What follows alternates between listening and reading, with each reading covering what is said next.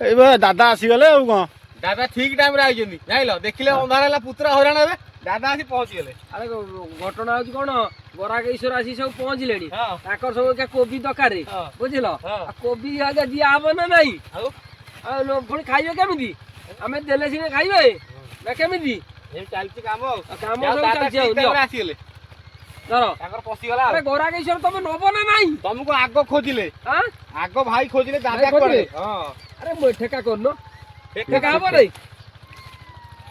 सेठी गाड़ी पर थोई दिया यो यार दादा के साहाय्य करते रे दोन मु सेटा नै जाउ सहयोग न कले केमिदी हबो सबु दादा से जितुला दियो दौन नियो यार ठीक रे दादा आसी अंधार हो आगु हां